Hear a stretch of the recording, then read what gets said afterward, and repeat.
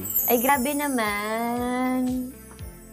And ang challenge ko sa'yo is, meron akong mga labels dito. Ay, grabe Super naman. hot, jawable, hindi ko gets, very charming, at crush ng bayan.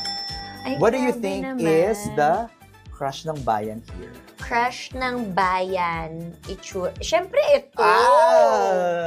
Di ba? Yan ang Ay, ito na lang, crush ng bayan. Yan. pwede din. Or, no, ito na lang, ito na lang. Ba't parang ang dami mong gusto? Di ba, no? Iba talaga itsura niya eh. Yes!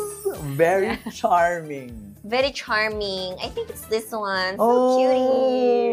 What a cutie. Very charming. Next. Di ko gets. Di ko get long hair. Di ko gets talaga yung long hair. Hindi ko gets. Okay. How about super hot? Ay, ito.